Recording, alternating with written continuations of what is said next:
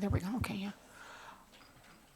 While we are waiting for one of our panelists, I've been asked to advise you that Russian will be on number 1, English on number 2, French on number 3, and Uzbek on number 4.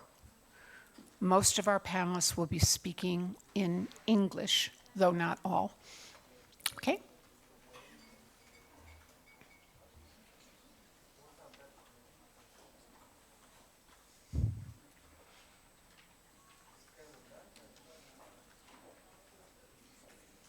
I hate to waste time like this.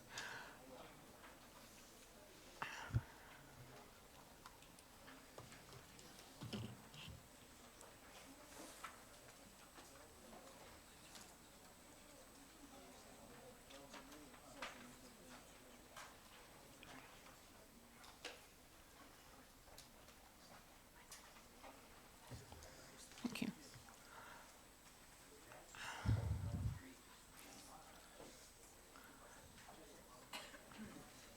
I'm just waiting for a signal to start.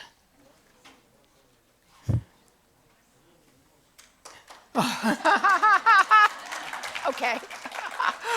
I'm going to take that as I should go. Yes. All right. With all due respect to our speaker from Ghana, I would like to begin and say a warm welcome to you all. This is a session on building resilient systems for quality early childhood care and education. My name is Sharon Lynn Kagan. I am from the United States of America and am more thrilled than you could possibly imagine to be here with you all. And I am joined by a group of eminent, experienced speakers and doers in our field. I have been asked to provide a little overview of what this session is going to be about. And so the goals are, number 1, that we are going to discuss the key components and the connections that are required to build strong ECCE systems. Second, we are going to learn from countries who have had experience doing this. And third, we are going to learn from our dear colleagues from international NGOs about their experiences around the world working to implement systems. Why systems? Why does it matter? Well, any of us who've had the privilege of working with very young children know that young children's development is integrated. It doesn't happen only because of their health, or only because of their social development, or only because of their learning development. It happens in multiple spheres simultaneously, and often those spheres are represented by different ministries in our country. So from the very beginning, this is complicated. Second, if we are honest about ourselves, the services that many of our countries and we are providing lack quality and lack equity. And we know that is a serious omission that systems can help overcome. And the third reason why we are experiencing a very rapid expansion of ECCE throughout the world. And it is important that we seek this opportunity to build a very strong foundation for children, for families, and indeed for our governments. So what is a system? Well, here's the London Underground.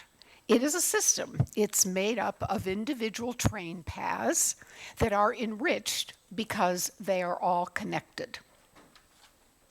But indeed, the most amazing system of all is our human body. And we know that our human bodies are made up of musculatory systems, respiratory systems, reproductive systems. And indeed, if they didn't all work effectively together, we wouldn't be who we are and able to do the things that we do. So indeed, a system is really something that simply connects diverse parts of any entity that makes it function more equitably, more efficiently, and more effectively. That says a lot, but it doesn't say enough. What are systems for young children and their families? I'd like to give you one metaphor. Many of us think that a system are the direct services that we provide for young children. Home visiting programs, pre-kindergarten programs, child care programs, parenting programs, and yes, those are important. And indeed, policymakers enjoy funding those programs because you can see them, you can touch them, they're very, very tangible. You can go visit them. But that's not a system. If we continue the metaphor, we know that if we plant too many flowers, and if we don't nurture the soil in which they grow, those flowers die. And I want to contend to you that many of us are very concerned with the programs only and not with the soil. So what are the elements of the soil that we need to pay attention to? I want to suggest that there are 8 of them, and they're shown here as gears because they all work together. I'd like you to remember this formula, that a system equals the direct services, that is the flowers, plus the infrastructure, the gears, and if you take away any one of them, you don't have a system. 8 minus 1 in systems speak equals 0. Everybody with me? Okay. So what are these gears? They're things we're all familiar with. Equity-driven pedagogy that meets children's diverse needs. Standards, curriculum, and assessments. Indeed, regulations that support high-quality programs. High-quality professional development. Good financing mechanisms. Important mechanisms of governing these programs. And of course, family and community engagement. And effective transitions that ease children and parents' transition as they move through the developmental stages from birth through age 8. Those are the gears, and we need all of them. But you know what? That is actually not sufficient. This slide shows that the red box are kind of the flowers. The green box are the gears or the various elements. And when you put them together, you get the yellow box, the gold box, which is an effective system. But that's not sufficient. Effective systems produce high quality, they produce equity, they produce efficiency, and they produce sustainability. But none of this can be done without families who are meaningfully engaged. And it is only when we have a high quality, effective system that is anchored by families that we end up with child and family well-being. And as if that weren't complicated enough, these are affected tremendously by 2 outer boxes. One, the green box, are temporal conditions or issues that all of our governments face: political, economic, climate, and they are also heavily influenced by sociocultural existences, including our values, our heritages, and our culture. So what we're talking about is building something that is pretty complicated. Today's speakers are going to do 4 things. We're going to talk about why systems are important, what are ECCE systems, how do we go about creating them, and indeed, who has created them and what have been some of the challenges that they have faced. So thank you for joining us. And to begin, our keynote speaker, I'm thrilled to introduce, is the Honorable Jay Wetherill, AO. He is the director of 5 by Thrive, responsible for the Minderoo Foundation's Early Childhood Agenda. Jay was the Premier of South Australia for over 6 years, and for 16 years as the Minister, he held a portfolio in early childhood. Armed with degrees in laws and economics, Jay was made an officer of the Order of Australia in acknowledgement of his incredible work on behalf of young children and their families. Please join me in welcoming Jay Weatherill.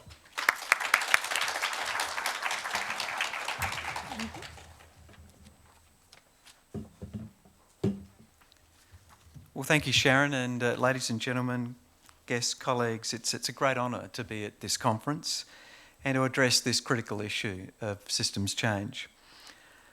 As Sharon mentioned, I am director of Thrive by Five, which is in Australasia one of the largest philanthropies, and one of the most important things we do is invest in the early years, Thrive by Five. And the message I want to leave you with is that this question of systems and the integration of all the various systems of systems, if you like, is absolutely essential for the way in which we look after the health and well-being of our youngest citizens. And these systems are resilient. Each and every single one of them has their own logic, their own culture, their own history, their own service of regulation, their own system of thought. And to mesh them together is no simple task, and that's one of the things that we've spent a lot of time thinking about in Australia, and it's what I want to talk to you a little bit about today. One of the roles that has just been mentioned by Sharon is my role as Premier of South Australia and also as a Minister in the government there looking after various children portfolios. And I don't think anybody that's been involved in those sorts of portfolios can undertake them without thinking it isn't the centre of the universe. Because all of the things that I got involved in politics to try and do something about, you can track back the origins and the foundations for the solutions in the early years.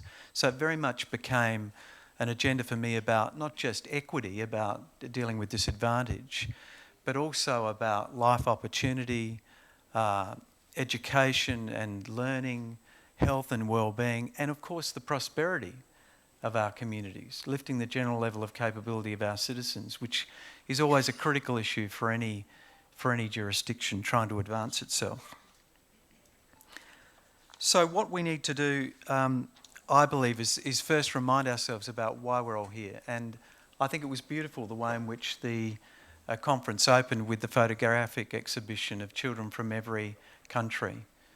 And the truth is that's the foundation for what this should all be about, the intrinsic value of children in and of themselves, not adults in the making, not as barriers to workforce participation, not of economic problems to be solved, but just simply beautiful and profoundly wonderful human beings whose experiences, challenges and rights are worthy of respect and support for that reason alone.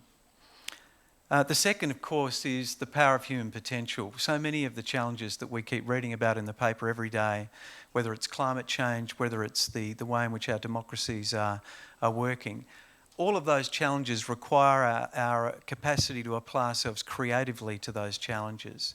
So we need the very best out of our brains. We need to develop human potential. And that is what fundamentally this agenda is about. It's not just about childcare or some of those service systems. It's actually about the future of our societies. So why the early years? Well, we've heard, I think, numerous speakers already at this conference have talked about the neuroscience, and it's just so clear. And the wonderful thing and the most probably optimistic thing, it's not just a question of our biology. We can actually do something about it. It's these experiences that actually switch on our genetic endowment and actually create capability, set the trajectory for life, learning and opportunities for both health and well-being, and of course capability and therefore the prosperity that flows from it. So it's in our hands. What we can actually change this. It's not something that's handed to us. But we also know that there's a dramatic gap between what we know and what we do. And so this is the reason, this is the fundamental reason for us gathering here today. We know that there's a dramatic underspend having regard to the amount of time and attention we spend on secondary education and tertiary education, if you look at how profound the effect of the first 5 to 8 years are on the later trajectory, we should be spending even more time in the first 5 to 8 years rather than the minuscule proportion of the world's resources that go to the first few years of life. So, what does a better system look like? And really, to echo much of what Sharon has said, we like to think of the system in 3 layers. First, the layer of direct government services, or NGOs or private entities that actually provide service like early education and care, or preschool, or child protection, or other direct services, allied health, all of the services that go directly to meet the needs of children. The second layer are the policy settings that either directly address or broadly influence child development. So the socio-economic frameworks around families, things like health policy, housing policy, income security, community safety, environmental equity, or in some countries, even basic hygiene or freedom from conflict, the big environmental questions. But then the third layer, and a critical layer, is community and culture. What are the systems of norms and behaviours and routines and the vision we have of early childhood, which is so crucial, and all of those things operate together. But unfortunately, these service systems are rarely integrated. They couldn't be described as anything like a system, and policies are often blind to the impact of the way in which they do or don't operate. And the problem with the inability of these service systems to talk to one another is not just barriers to better integration and better services for children, it's also not seeing opportunities. If you're in the early education and care sector and you don't realise you're also in the mental health care sector, or you're also in the child protection sector, then you're failing to actually seize an opportunity that already exists right in front of your eyes. So that's the thinking that led us to take a decision about campaigning. We realised through the experience I had, I believe that it was critically important to actually create a political issue that couldn't be ignored by politicians, to close the gap between what we know and what we do. Politicians don't respond to questions which are academic.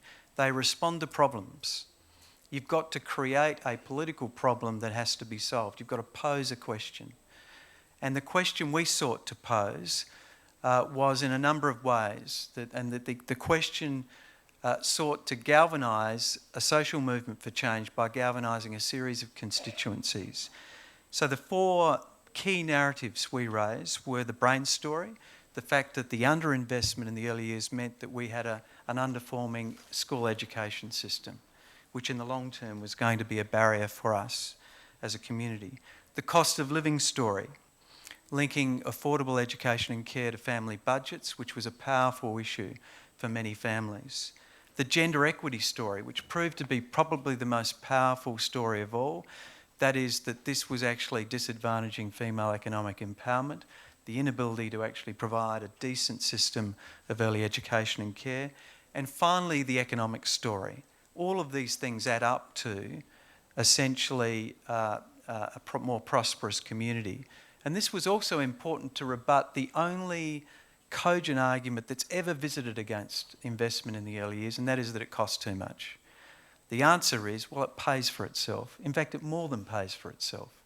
So those 4 narratives we sewed together and then sought to build a campaign which actually campaigned for a universal high-quality early learning system. And the bridge over which we walked was, in fact, the childcare system, early education and care system. That was the arrowhead for our campaign, which then opened the door for us to talk about a myriad of other elements of the system. But we had to choose something politically cogent so that people would begin listening to us. There's no point in talking about a beautifully designed system answering a problem which people don't know they already have. Politicians have got a list of problems the length of your arm. The only reason they will address them is if you can actually make sure that your problem gets to the top of their concerns. And the only way that will happen is if you create a movement for change, where people are demanding this of their elected politicians. Now, it is true, you will often find some leaders somewhere in the world that will actually strike out and take a leadership position on that. But even that is unsustainable unless you create a social movement for change beneath them to give them the political support that's necessary to sustain them in what will be a long process. Because this is not trivial change. Getting all these service systems to work together is not simple. Now, the wonderful thing about the campaign in Australia, which has had some quite extraordinary effects, and a commitment of $55 billion by the new government over the next decade, a new paid parental leave system going from 18 to 26 weeks, and a new national early years strategy. The wonderful thing about it is that it's actually united a series of actors from across a whole range of different service systems. And that itself, the fact of campaigning for change, is itself a contribution to the sort of systems that we seek to develop. What we're finding is conversations about child protection workers, talking to educators, talking to allied health professionals, talking to teachers, is a much easier conversation because they feel that there is a common cause. So the campaign is not just about creating pressure for change, it's actually creating almost the system that you actually imagine that you want. A system where we all identify ourselves as working for early childhood development, not in our silos, thinking that we're teachers or social workers or nurses or whatever the profession is. So that's, I'm out of time, so thank you very much for this. If you want to hear more about our campaign and look under the bonnet, we have a session tomorrow at 8 a.m. Sorry, that's a bit of cross-promotion. I don't know whether that's permissible. We've got a side event at 8 a.m. So thank you very much.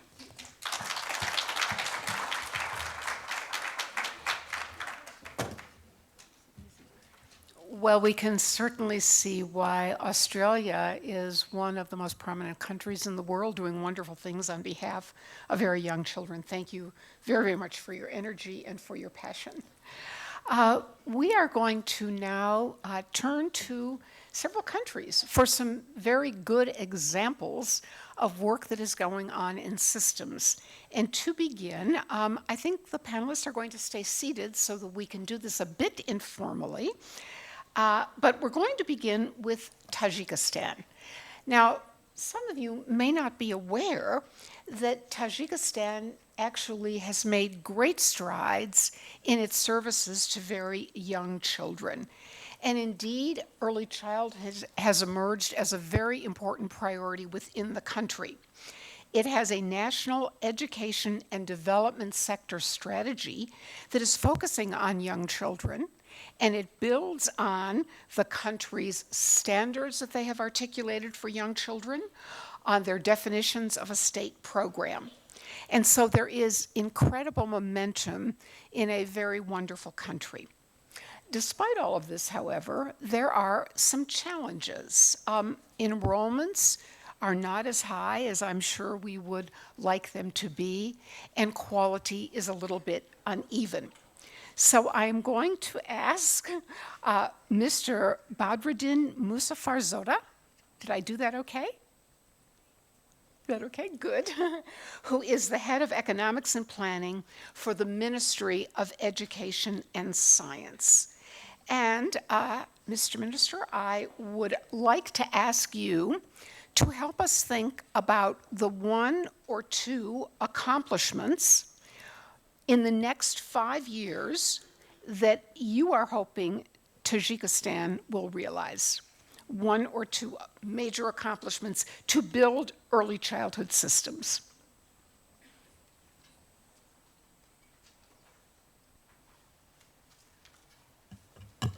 Спасибо. Я Музафарзода Бадриддин, являюсь начальником управления экономики и планирования Министерства образования и науки. Да, вы очень хорошо обзывались нашей страной. У нас есть некоторые достижения. Я хочу вам вкратце это сказать. Дамы и господа, уважаемые гости, правительство Республики Таджикистан считает реформу образования в качестве стратегической и приоритетной цели и постоянно принимает практические меры по его развитию. В связи с этим дошкольное образование играет важную роль в формировании личности ребенка и подготовке ее к общеобразовательной деятельности, находится под особым вниманием правительства Республики Таджикистан. Принимаются меры по реализации целей устойчивого развития. В этом контексте правительство Республики Таджикистан приняло государственные стратегии и программы, целью которых является вовлечение большого числа детей в дошкольное образование и доступ к качественному дошкольному образованию.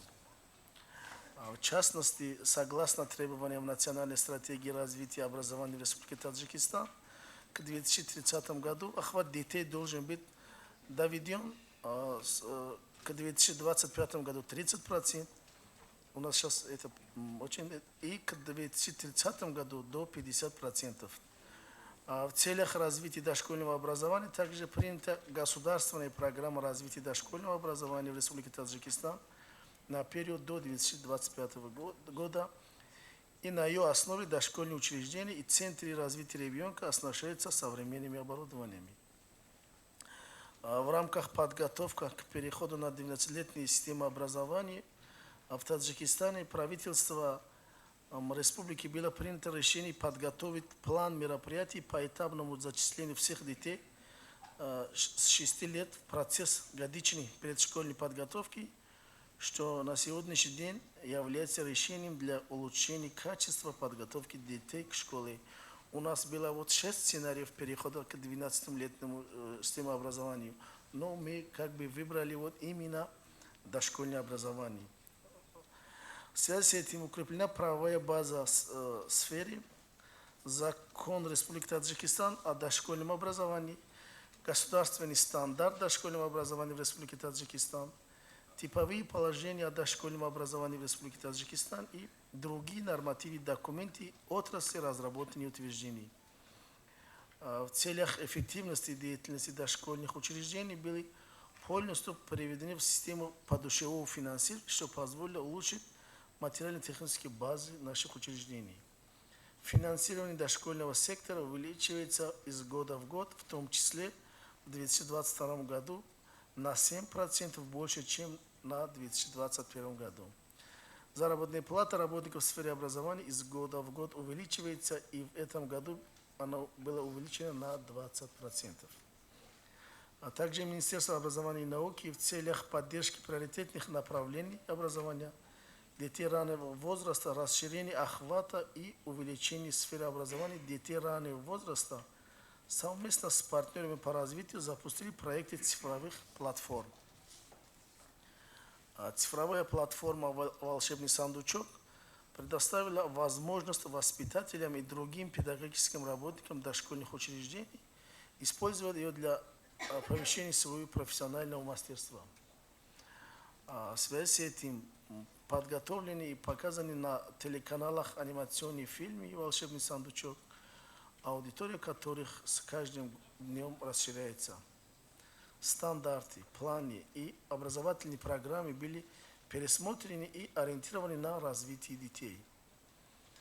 Одним из приоритетных направлений деятельности в дошкольных учреждениях является обеспечение партнерства государственного и частного сектора. В целях охвата большого числа детей дошкольным воспитанием и обучением, доступ к качественному образованию, обеспечение партнерства между государственным и частным сектором, разработана и утверждена правительством Республики Таджикистан программа развития дошкольных учреждений общего частного образования на 2022 и 2027 годы. Стоит отметить, что согласно плану реализации данной программы планируется строительство 264 новых дошкольных учреждений. Данный план является продолжением программы развития частного дошкольного и общего среднего образования на 2015 и 2020 годы и дает возможность использовать имеющий опыт для увеличения количества дошкольных учреждений и повышения охвата детей дошкольным образованием. В настоящее время в республике действует 200 частных дошкольных образовательных учреждений, из которых 130 детские сады и 70 частные центры развития ребенка. Количество государственных дошкольных учреждений составляет 718.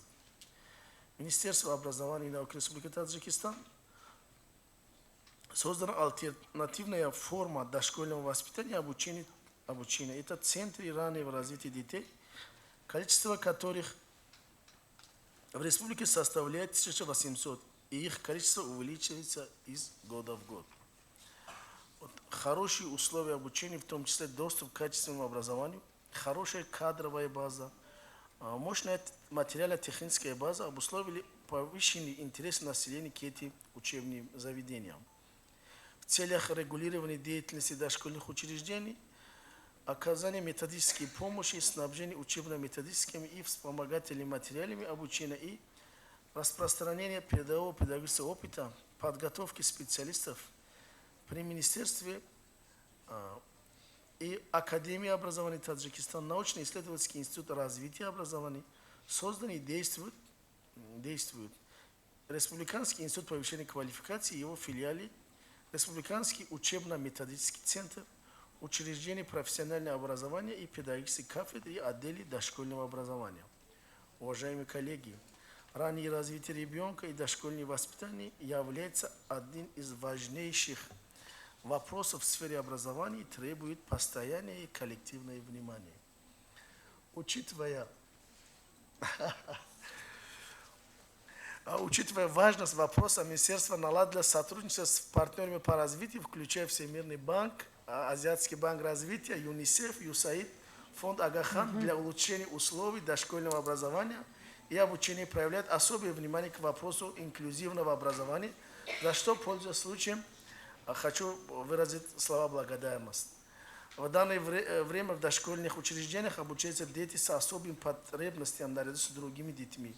Их преподаватели проходят обучение на курсах повышения квалификации и специальных семинарах. Стоит отметить, что правительство Республики Таджикистан уделяет особое внимание этому вопросу и приняло концепцию инклюзивного образования в Республике Таджикистан. Согласно требованиям государственной программы развития дошкольного образования в Республике Таджикистан на 2020 и 2025 годы в целях повышения квалификации до 30 тренеров и педагогов детских центров развития ежегодно проходят курсы повышения квалификации и обучающие семинары для продвижения передовой практики. Уважаемые гости, в завершении выступления желаю вам успехов в работе сегодняшней конференции и вашего активного участия. Уверен, что сегодняшнее мероприятие станет хорошей площадкой для обмена идей и опыта в плане развития дошкольного образования, особенно в сфере ухода и воспитания детей. Спасибо за внимание.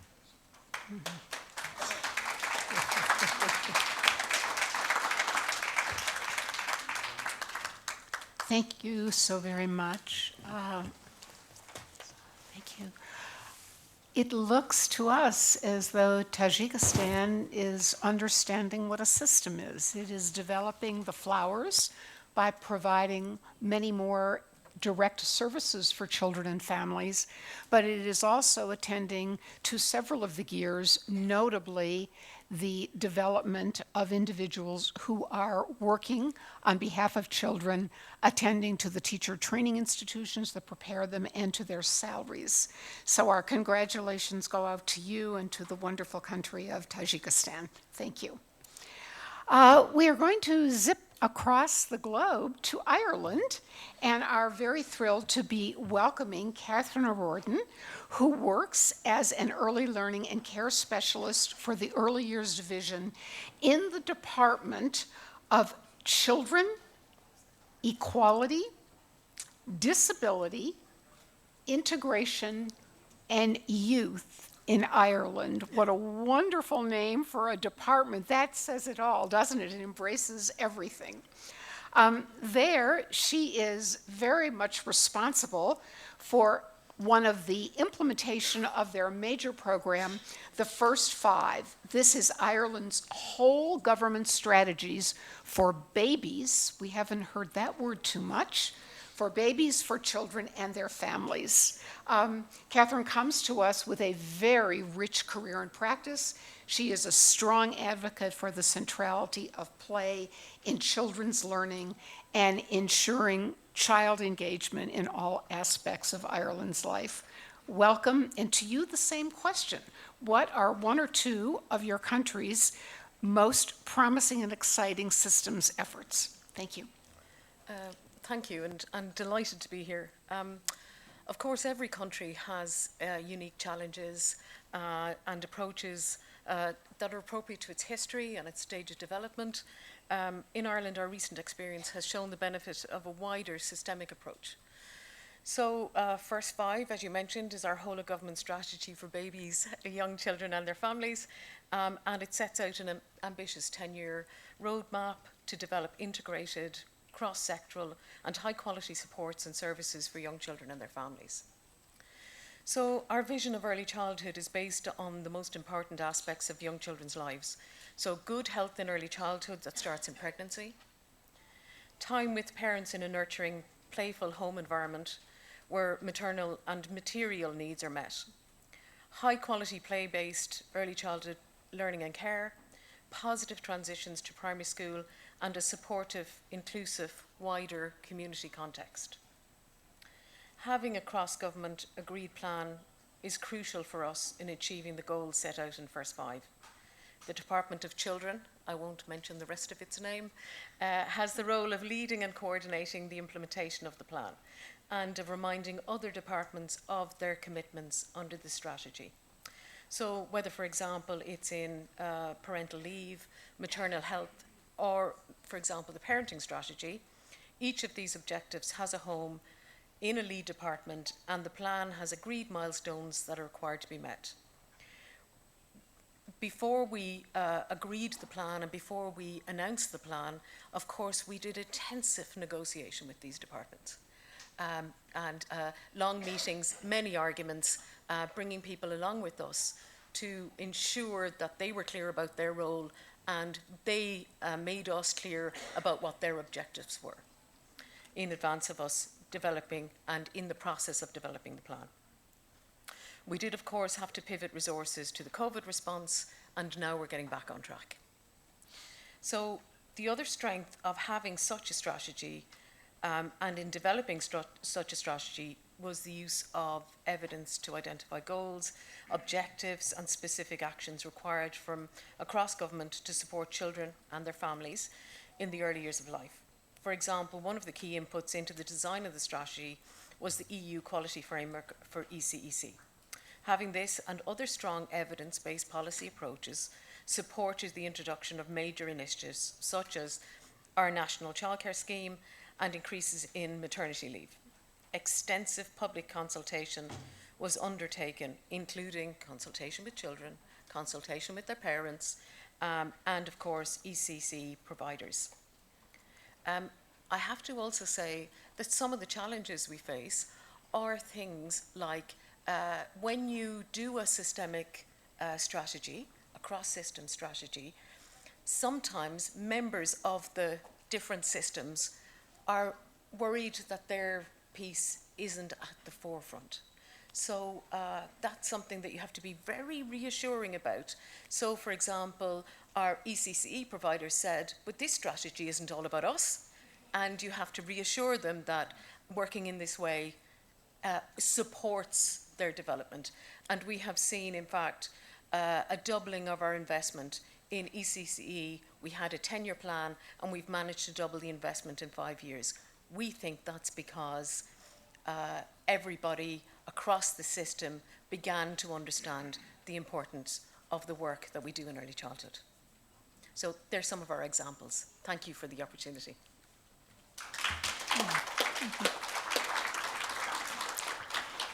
So clearly, Ireland has adopted a systemic approach, and I'm sure many of you are thinking the questions that I am. May I ask you a question? You mentioned that there is if I understood correctly, a single cross-government ministry that is responsible for shepherding this through. How essential do you think it is to have all this lodged in one ministry? And could countries that can't consolidate into one ministry effectively achieve the kinds of systems work you have? I think that's a really good question, and I think it's about, so we've placed a lead unit within the Department of Children, but that lead could sit anywhere. As long as you have the agreed pieces of the puzzle in advance of publishing a strategy that everybody's agreed across government, and then you have somebody, and in Ireland's case, it's me, that has to chase down those people within the department that agree to do these things, and ensure that they can annually update us and let us know what they've achieved. And sometimes when they get ahead of their achievements, we're able to congratulate them and draw attention to their work, and I think that's very helpful. So if I'm hearing you correctly, then you really do think that having a single ministry where someone can watchdog or guide what is happening across the ministries is important. Do I understand that correctly? You absolutely do. And may I have a shout out for it to be the Department of Children or the Department of Preschool Education, because do you know what? You don't scare the horses sometimes by having us at the forefront. Having the Department of Children, people are quite reassured about it. You're not as scary as the Department of Finance, the Department of Expenditure, and you can get things done in a kind of a sneaky way because they don't fear you as much, or they don't see you as an opponent. So, but whoever is the leader, as long as they have the clear role, I think that'll work. Wonderful, wonderful. So I'm going to ask one more question, and then we will talk with our NGO representatives and come back and be more informal. But I'd like to ask you to expand a little bit about this engagement of the voices of children. Many of us know that that is something important and wise to do, but we sometimes don't do it. We don't know how to do it. And I just wonder if you could share with us a little bit about your process for engaging the voices of children, how young were the children, and what you actually learned from that process. I do want to warn you that when you start to engage with children, you may not always like the answers that you get. So there's the warning. Ireland has recently developed a participation framework. And it's a participation framework developed and based on the work of Professor Laura Lundy in Queen's University in Belfast. So we've based our participation framework, and it's, again, across government, and it's for the everyday participation of children. So we start with babies, and we work up to our youth, and we say, not only must we hear the voice of the child, we must then act on the voice of the child. So we talk a lot about the voice of the child, but where's the action?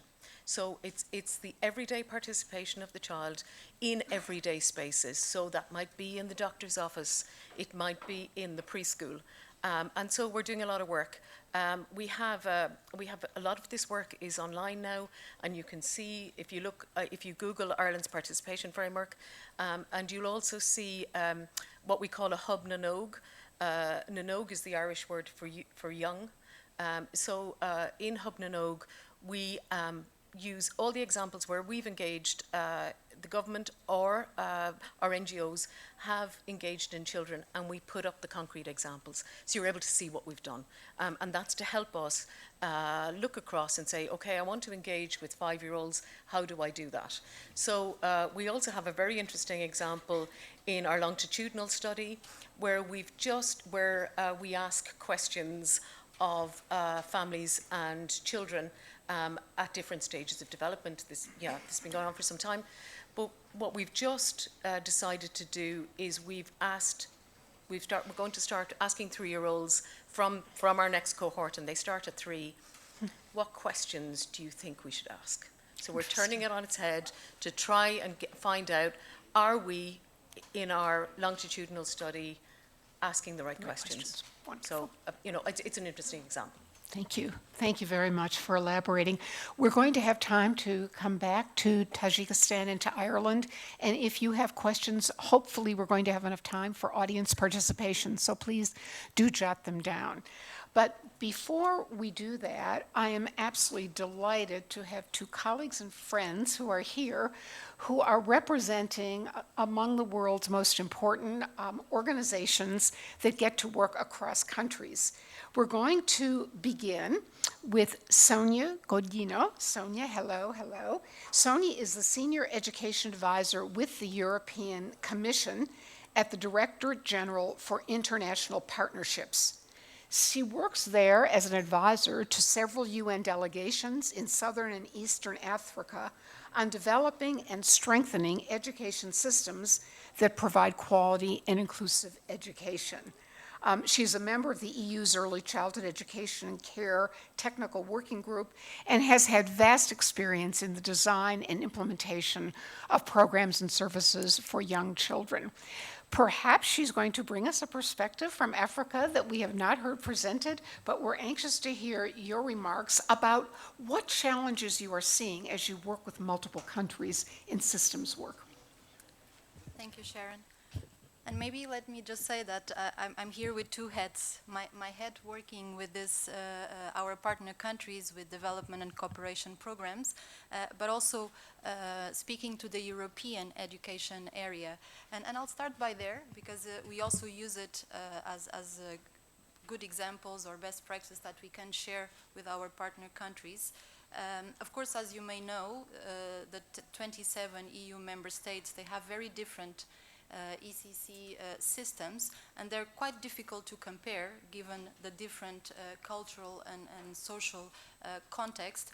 But because we have a continuous dialogue and platform to exchange, what we are seeing in terms of common challenges for our EU member states in terms when it comes to build high quality ECE systems, I would like to highlight three main common challenges. And one is linked to what, Sharon, you mentioned. Some of the countries still don't have quality frameworks where they have, the different gears of what it takes to build a quality and inclusive, because those two come together, ECE system that is contextualized, of course, to their realities and has, those core elements that will then guide funding, policy, but also service provision. So that's number one.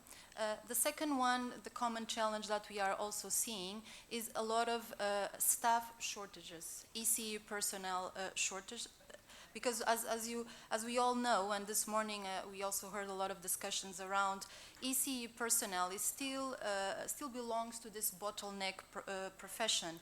So especially with COVID-19, we are seeing that there are a lot of vacancies that remain open in childcare, but also in preschool.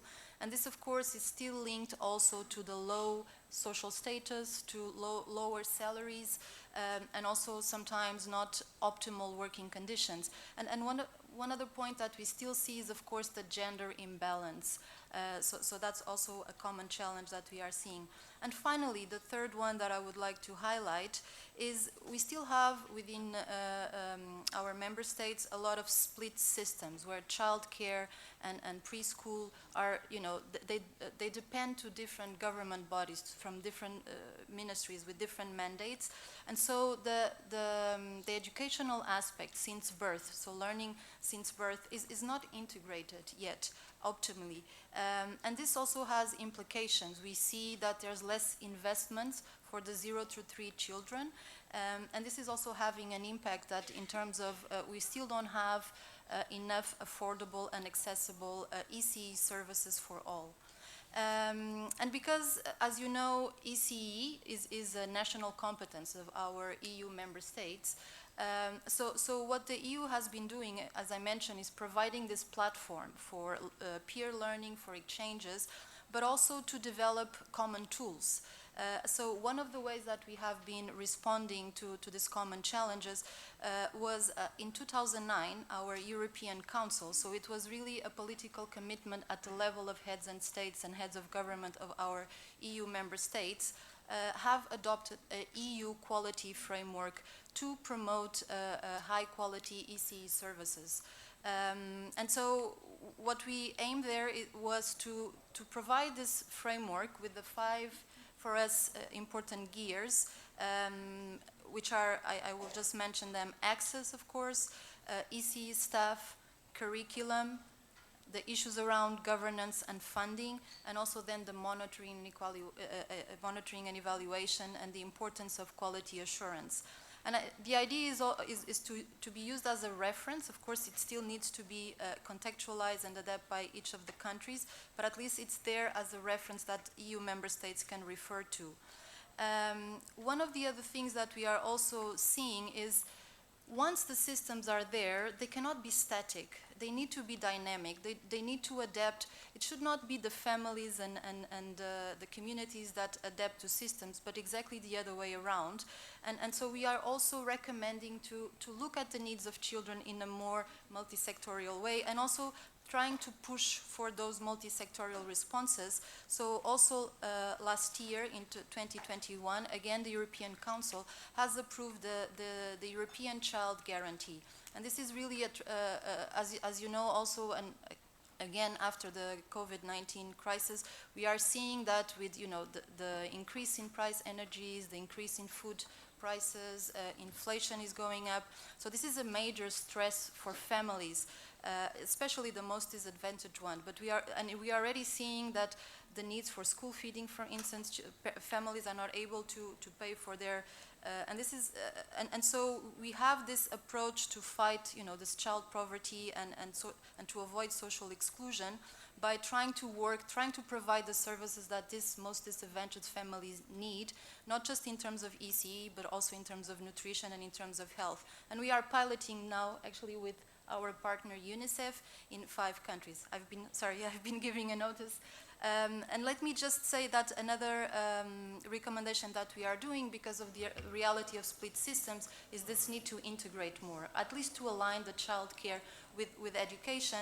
And then we also have some regional funding to, and let me just, if I can have just one more minute, sorry.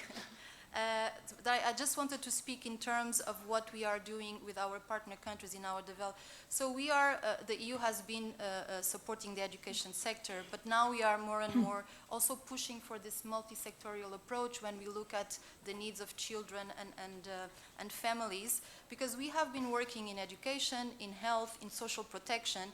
And with our new multi-annual framework, we are developing now our new programs, and we are really trying to bring this human development approach and a system strengthening approach, where we are looking also to improve equitable access to ECE.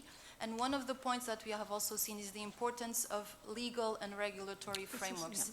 So having legislation that protects, recognizes the rights of children and the value of childhoods. So then all the services that we are developing and the service provision has that as a national framework. And it's not just having legislation, it's also communicating them, disseminating, and trying to bring social behavior change, so then we can start protecting children.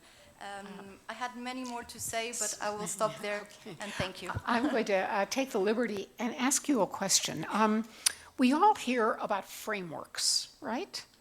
And I would like to press you a little bit on, what do you really mean by a framework? Is a framework for quality about what children should know and be able to do? Is a framework about quality for how we should go about training teachers? Is a framework for what our government should be doing and investing? Maybe a sentence or two about what you really mean by quality framework. Thank you. Yes, so again, our end goal is to really have the systems which are working efficiently to promote, to have this higher quality, because we know if there's no quality, we are underserving our children. And the framework is really I could use also a metaphor. So if you have to build a table, you cannot just work on 2 legs. You really need to work on the different legs of the system at the same time, based on the needs that you have. So the framework is there to, first of all, to put the children at the center of that system. And so it looks, of course, at the quality of the interaction between the educators and the teachers with the children. It also looks at the importance of having goals, benchmarks, So you can guide where you want to For children. for children in terms of access to those services as well. The So funding, indicators. so an advocate for funding, you also need to have some benchmarks that you want to increase your public investment. And when you also have private service providers or non-state actors, that they have a regulatory framework. So standards are also there. And then there's also, of course, the need to supervise, to make sure that even if they're there, that they're being implemented in practice to the safety, to the protection, to the quality of pedagogy and curriculum of those children. Thank you. Thank you very much. We can talk a lot more about this because Tajikistan also has done a wonderful job with its quality frameworks. But I would very much, and I'm honored to introduce you, Evelina. Evelina Borisova is from UNICEF. She is the Early Childhood Development Advisor for Europe and for Central Asia, and she is currently the Regional Advisor for Education. In this role, Evelina leads the regional strategy and program priorities for early childhood education. Prior to this, she was UNICEF's global lead in the area of early childhood education and care, responsible for its global strategy. We welcome you and are so excited to hear what you see across UNICEF's many, many countries about the challenges of implementing systems that you've seen. Thank you. Thanks a lot, Sharon, and so nice to be a part of this panel and talk about systems and early childhood care and education systems in particular. It's a dream to have that opportunity. I think I'll echo a lot of the points that Sonia and other colleagues have made already, but I think from UNICEF's perspective, I would focus on 4 levels of challenges, and I think they'll probably sound very familiar to what we've heard so far. The first one is political commitment. So I would lie to say that we have across the board reached a place for early childhood education and care that sits very firmly in government plans. We're not there. We're not there in many, many countries. So I really think that it would be a dream to have this conversation where we can already say we are done with the enabling environment, and politically we've set the stage for this work across the world, but I think we're not quite there yet. Certainly in my region, Europe and Central Asia, there's a lot more political momentum and commitment than we have in some of the other regions. So it's great to see colleagues and delegates from many, many countries here, and hoping that that will be overcome, hopefully sooner than later.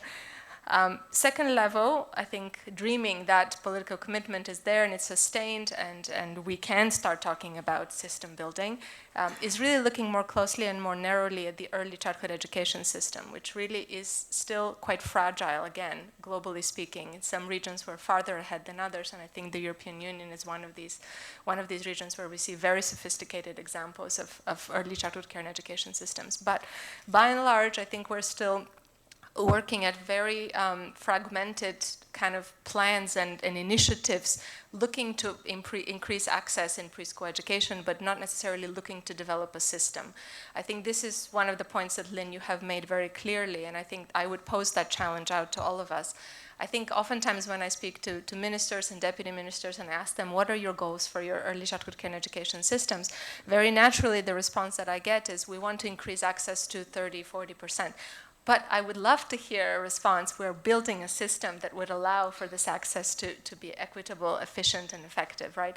So the narrative around a system is really a key building block of what we need to work towards. Absolutely access, but access without curriculum, without workforce, without quality assurance, without family engagement, without everything we have heard about is not the goal that we're after, I think. So at this more narrow level of preschool systems, I think we still have a lot of work to do to really connect the dots within ministries of education.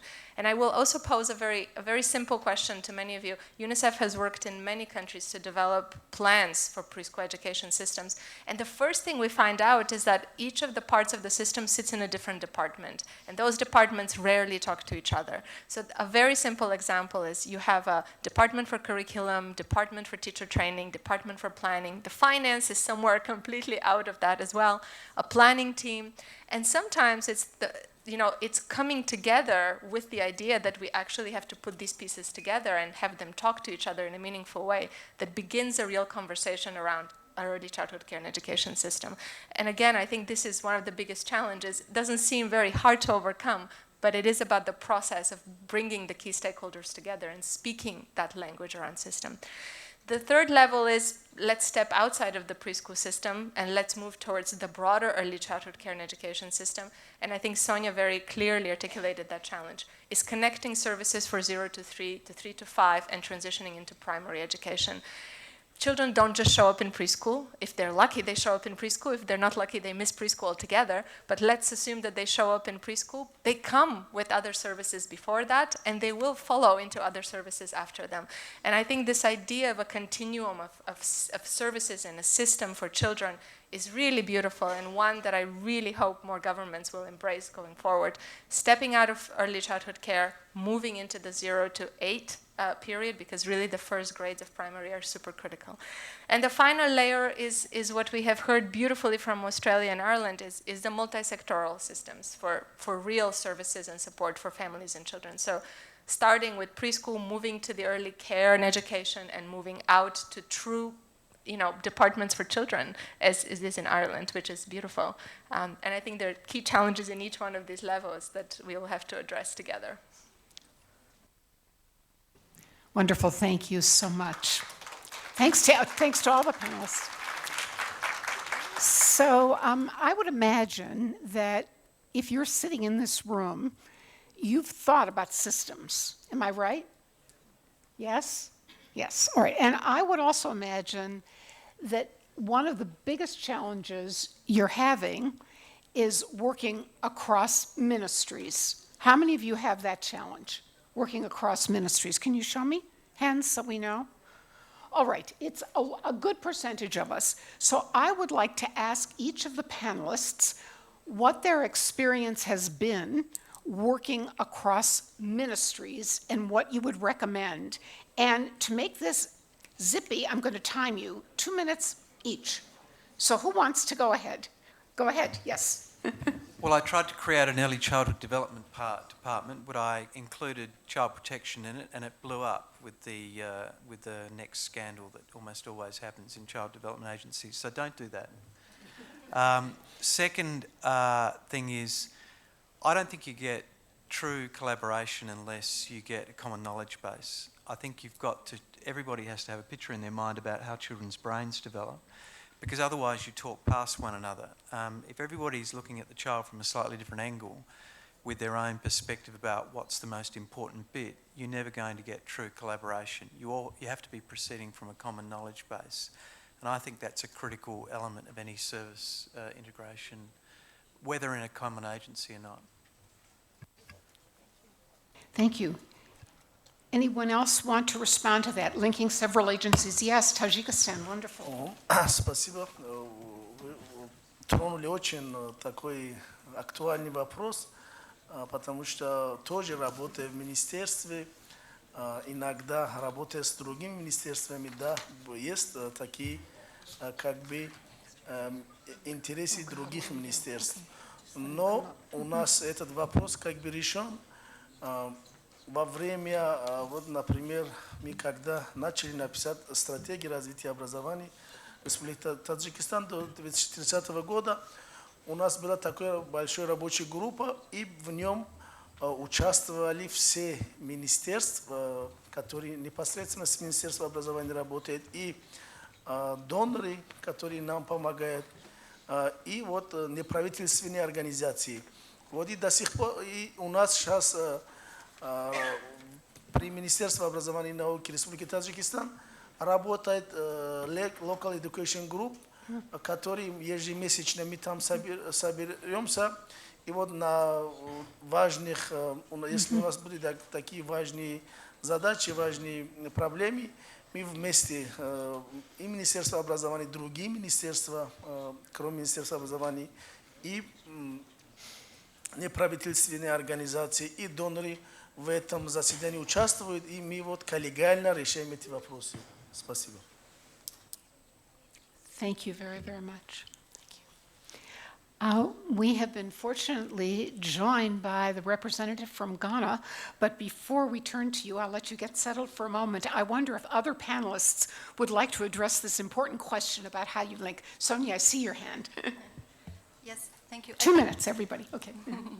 No, I was just going to say that it does help to have policies, integrated policies that create those interministerial forums, and so it creates that obligation for the different ministries who are responsible for ECE to sit at the same table. And then that dialogue should not only happen at the central level, it should also then come down closer to the communities and to the local level, where the different services should also talk. And sometimes it's how they realize, oh, what you're doing could also have messages of what I'm doing, and then finding those synergies using existing programs, but to pass different messages. And that's what I would like to share. Thanks. Thank you. Thank you. Very good.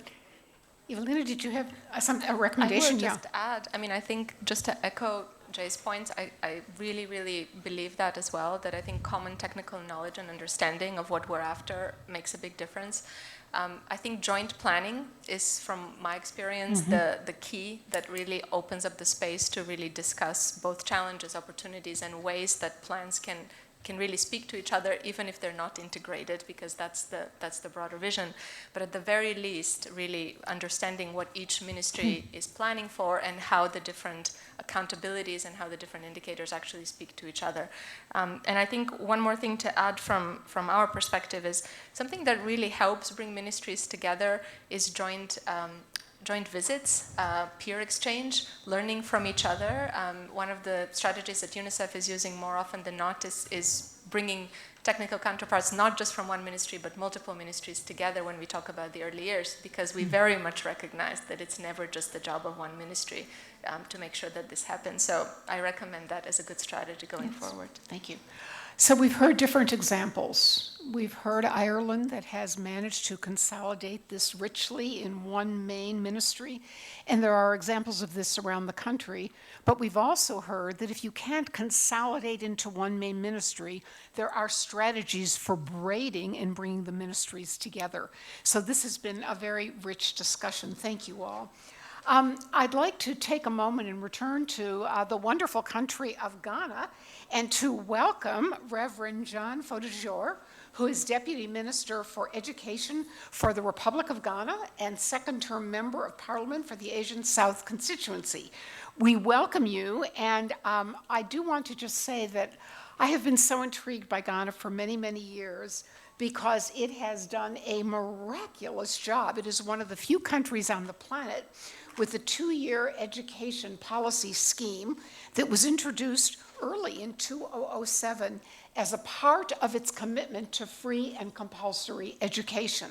This is pretty remarkable.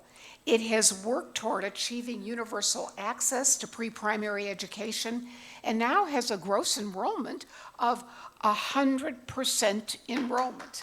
So I think we're all, it's remarkable. I think we're all going to want to hear from you about how you did this and what role systems played in helping Ghana reach these marvelous milestones. Thank you and welcome. Thank you very much.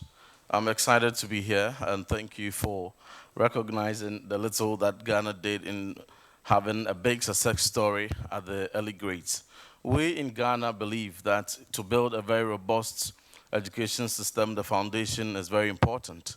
In our context as sub-Sahara and low-middle income country, knowing that as UNESCO data has indicated that in such context, usually when a child has gone through 12 years of learning, the learning achievement is equivalent to 6 years elsewhere. And when we have about 53% of our learners around the age of 10 not being able to read proficiently at grade level, we recognize that we need to cure the very fundamental weaknesses in education systems at the foundational learning level. And that is what engaged and motivated our investment into building systems and policies in tackling early childhood care and education. As a matter of fact, we had to put together through a consultation of all key stakeholders a comprehensive policy that took the views of civil society, development partners, parents, and all key stakeholders that were involved in ensuring that no child is left behind, and the right age where learning has to begin, no child is left behind, even in hard-to-reach areas, as part of our efforts at ensuring universal, free, compulsory education. Having done so and rolled out the policy and implementing it so creditably, we also recognize the role of curriculum, pedagogy, the role of the teacher, in ensuring that we don't just allow any teacher to get access to our early grades, because if there's any aspect of our education system that we must deploy the best trained specialist, it must be the early grades. So we reformed the minimum qualification to teach the early grades from the 3-year diploma qualification to a minimum 4-year Bachelor of Education degree. We are also even further encouraging, and we are implementing a system where specialists, even with a master's degree, who have mastered and specialized in early childhood education, will be the ones to be deployed to ensure that at the very start of the education of our learners, we get it right and we build a solid foundation. In conclusion, we see this view that education system is a building, and anyone that is very minded to build a solid building would want to deploy the best of the engineers and architects at the very foundation. You want to have the design rights, and you want to deploy the best of your solid material at the foundation level, so that every other thing and every other structure you build upon will be sustained. And that has been the motive behind what we've done collectively so far, and haven't had 100% gross enrollment ratio at the early grades. Thank you.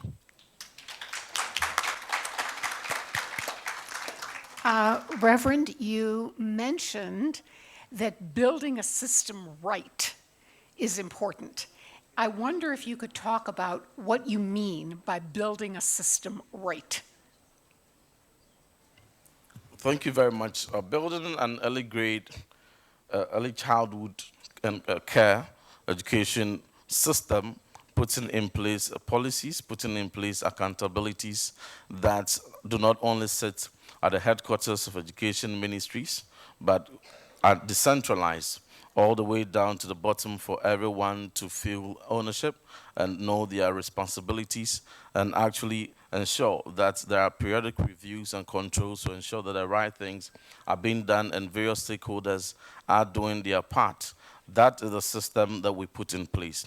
We also ensured that there must be sustainability of the system, there must be continuity, and all that were also built into the training of the teachers that were to be deployed.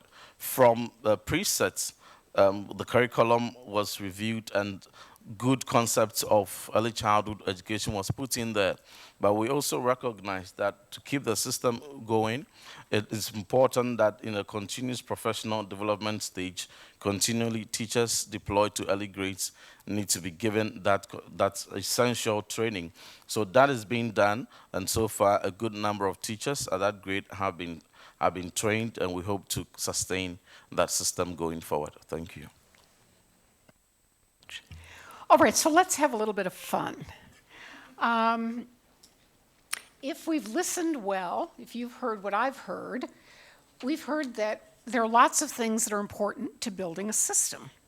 Some of our guests said frameworks. Some of our guests said political commitment. Some of our guests said public will.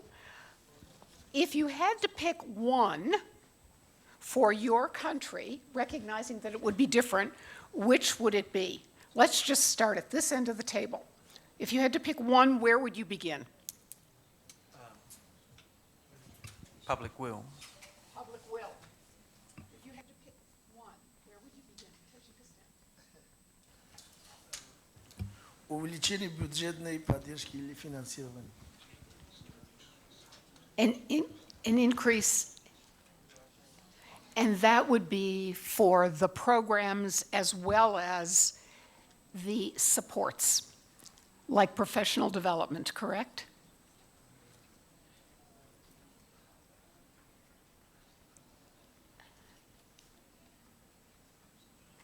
Да, и это и тоже, и плюс вот заработная плата учителей, которые работают в дошкольных учреждениях.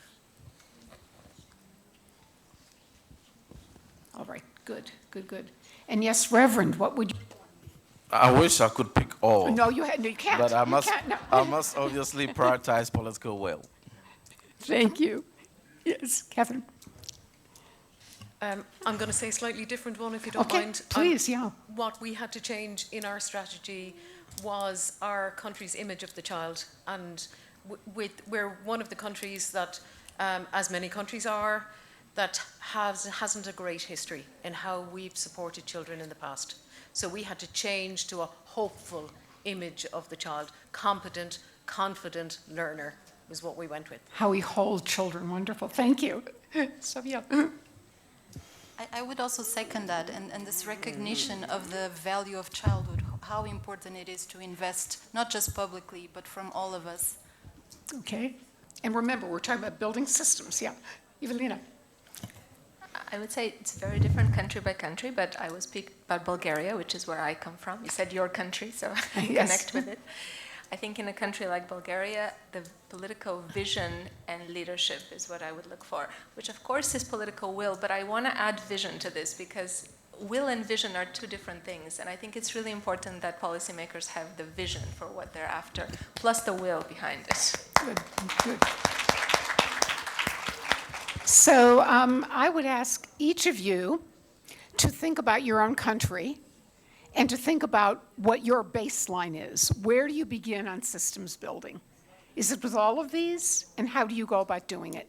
And then I think we've got a few more minutes. May I ask the panel one more question? Okay, I'd like to ask you one more question. Many people have said that building systems is a journey. It's not a destination. That it changes as we go along the pathway. And I wonder what you could tell us about how your system has changed as it has gone on its journey. What has changed? Anybody? Sure. Well, I think we used to think of childcare as childminding. And it's now morphed into a system of early learning. And it's now, I think, on a further journey of seeing it actually even possibly as part of our mental health system, part of our disability services system, and part of our child protection system. So a broadened vision of children and what it takes to provide quality for them. Am I correct? Yeah, good. Others want to respond. Let's do Reverend, and then we'll go to Ireland. Yeah. Thank you very much. Our journey has been a long one and a very effective one, and I must here recognize and extend our gratitude to UNICEF, among other development partners, UNICEF in particular, for being with us throughout the journey.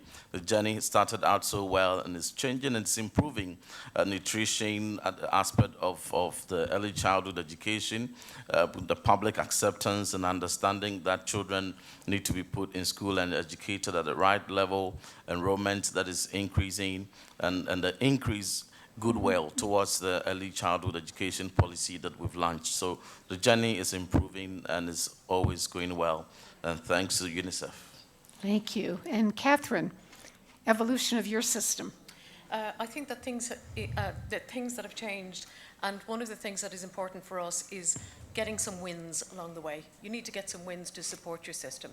And one of the wins that we've recently got was enshrining in legislation rates of pay for early years educators. So that was very important for us. Very important. And it's hopeful. You're nearly always at the start, but as Sonia said, it's a dynamic change. So you need some wins to encourage everybody to keep going. That's a good lesson for all of us, right? Small wins. Go for small wins. Good.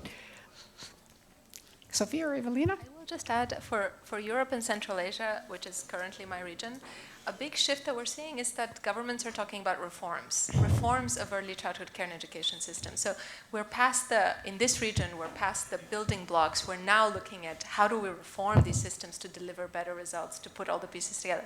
And that's a huge shift from where we were 10 years ago. So that's I think, a very hopeful prospect. And I would suggest that we have to capitalize on that. We've done the hard job of selling the value and the quality of early childhood. Now it's time to make the world understand that we need systems to support the programs.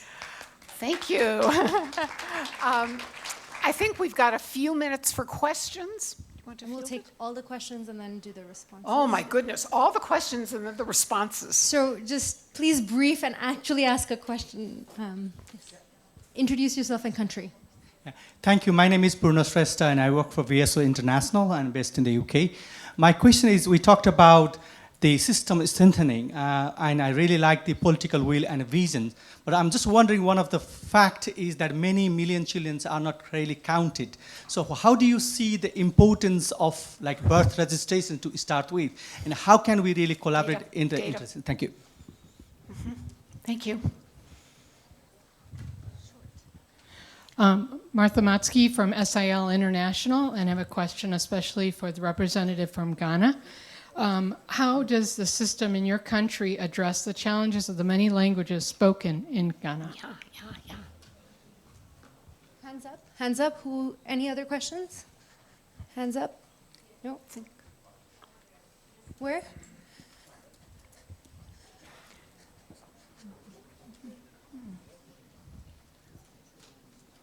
Thank you very much. I'm Jessica Brown. I'm an early childhood development specialist with UNICEF in Evelina's team. I have a question about building systems across national and more local levels. So to all of the participants, but maybe particularly to Jay, who was in politics, what do you think is needed to try and make local and national systems work closer, and especially when there's different political parties in local government versus national government? Thanks. Good afternoon. I'm Caroline from Mauritius, and I have also a question for the Honorable Minister of Ghana.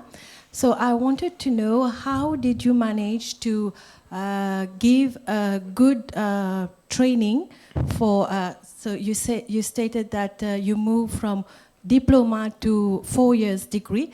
How did you manage, how did you design, and who is providing this program? And also, how did you responded to the salary increase probably of the teachers with that? Thank you. Yes. Emily from Sierra Leone. Do the ECCE systems differ from country to country? Do they vary from country to yes? Okay. One last question. I'm just terribly sorry. The interpreters have to work in another room in 5 minutes, so we'll have to leave. Okay. Do we have time to answer any of these questions? We have 5 minutes. Not with interpretation. We have 5 minutes. Yeah, thank you. Thank you so much. My name is Martha Mohweza from We Are Competing. Yeah, my name is Martha Mohwezi, the Executive Director of Forum for African Women Educationalists. My question is about sustainability. Knowing very well that ECD is mainly in private hands, what systems are governments putting in place to ensure sustainability and continuity? Thank you. Lynn, and I'm just going to take the liberty to ask the one question is, how do we mainstream this conversation of systems within early childhood and moving us beyond interventions, policies, programs?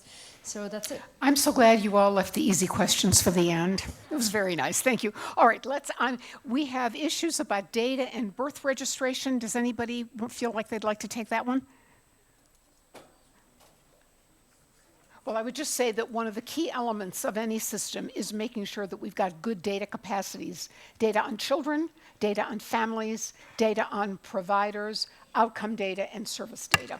Okay, the issue of languages. Many of you are dealing with multiple languages. Ghana, you want to take it? Yeah. Thank you very much. Martha from SAL, that's a very good question. Ghana has multiple languages, and we have currently some 11 local languages that we've adopted as a language policy, as a language of instruction at the early grades. And after the third year, we transition to English. The challenge has been the transition. So we are employing some phonics-based approaches with USID, Jolly Phonics, and some other partners to try to overcome that challenge. So the strategy is from the local language for the first 3 years, we transition to English as the official language of instruction. And to Caroline from Mauritius, yes, we have done the reform from the diploma to minimum 4-year bachelor's degree in education. We had all the teacher universities or the universities involved in education who supported with TTEL and some other development partners who came in to provide technical assistance in that curriculum reform. Of course, it came with itself some heavy implication on budget, on compensation, but it's a worthy investment that we have embraced. But on the continuous professional development side, we recognize that continuously teachers in early grades must be given best practices in pedagogy, in the right play-based curriculum and all emerging best practices. So we have a dedicated agency we call National Teaching Council that is catering to the needs of teachers already in service and giving them that continuous professional development. Thank you. I'd like to get to the question about devolution of and decentralization on this. So I guess we'll turn to you. And if you could fold in or be thinking about this important issue of sustainability. Go ahead, yeah.